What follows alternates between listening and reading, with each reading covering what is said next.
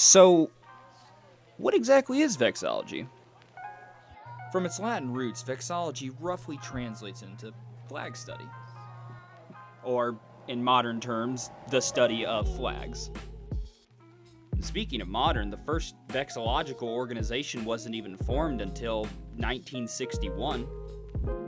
To be fair, that is just an official body, though, obviously, due to its Latin origin, the comprehension and usage of flags goes back as far as the Roman Empire and early Chinese dynasties for organization and representation on the battlefield throughout their lands.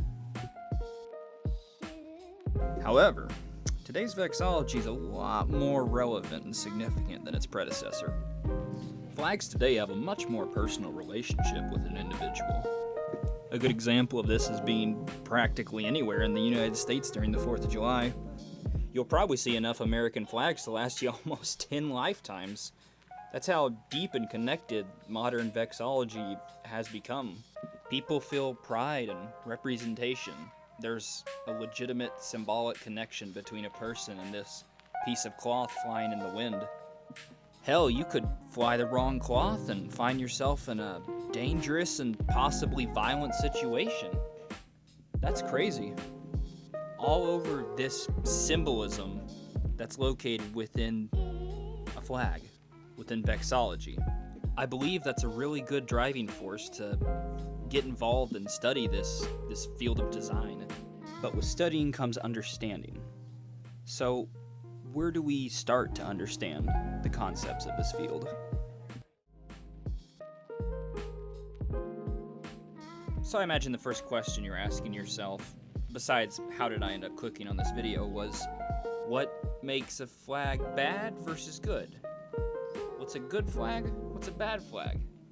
Luckily, we have an answer for that in this cleverly named book, Good Flag, Bad Flag, compiled by Mr. Ted Kane here, along with the North American Vexillological Association, also known as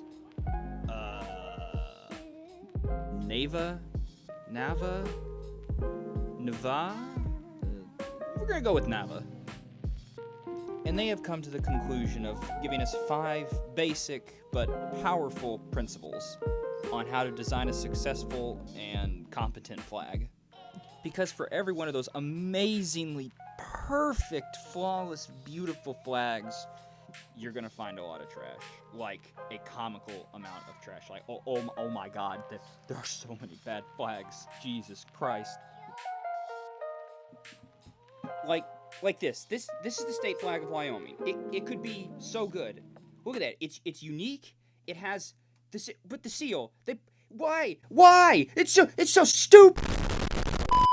The 5 basic principles of flag design are as follows. 1. Keep it simple. 2. Use meaningful symbolism. 3. Use about 2 to 3 colors. Make sure the kind of primary, red, white, blue, green, yellow, black. 4. No wording or seals. And 5. Be distinctive. These 5 elements actually transcend vexillology itself into all facets of design. Once again, they're very simple rules, but very powerful. These can make or break a flag. Yet perhaps the most important rule I've ever heard, and once again, this one also kind of transcends from the vexillological realm, but nonetheless, is can your design be redrawn by a 5-year-old? Good example. This right here is the flag of Chile. It is wonderfully simplistic. It's very meaningful and relatable, and I have a pretty good feeling a 5-year-old can remember to draw the red, white, and blue with a little star in the top corner. Now, on the other side of that spectrum, we have here with us the flag of Spain. Now, don't get me wrong, the color combination is very powerful. I think the tri-beam is extremely effective, and the orientation of the seal is unique and symbolic. But I do not believe somebody without a bachelor's degree in a fine arts field would be able to recreate this image correctly, much less a 5-year-old. Now I'll give a more in-depth analysis in a later video as to the significance and more specific details of each rule. For introduction's sake, though, these rules are sufficient, and are definitely more than enough to help get you started on observing and, if you fancy, constructing flags yourself.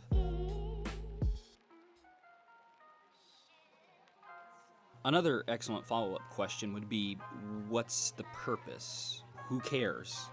It's a flag. What meaning does this have in my life? The answer to that is quite a bit, actually. Flags have a bit of a duality to them. They're a very niche subject in terms of design, but at the same time, they affect almost 90% of all humans on Earth. Whether it be through national patriotism or local communities or sports memorabilia, flags really do connect us in more ways than you could imagine. There is a wonderful TED Talk on YouTube hosted by Roman Mars. I'll link the video in the description for you. And seriously, give that video a view. That singular video is what got me introduced to the world of vexillology.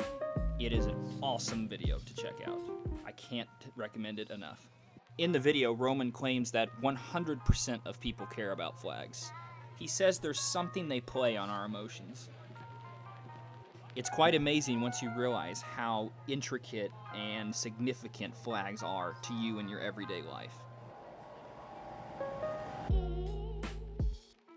And there you have it. Flags have historical connections and modern significance. They're very intricate design principles that expand not just to flags, but throughout all design facets, and their overall functionality and usage affects most people on a daily basis, whether you notice it or not. Flags are a crazy niche subject that really isn't niche in the end. And I think vexillology is something that everybody should take into consideration at least once in their life. Whether you're trying to make your own crazy design or just coming up with some research and interested in some information, it's a subject I think that's definitely worth a good read. This has been Zach at 23x26, and thank you for tuning in.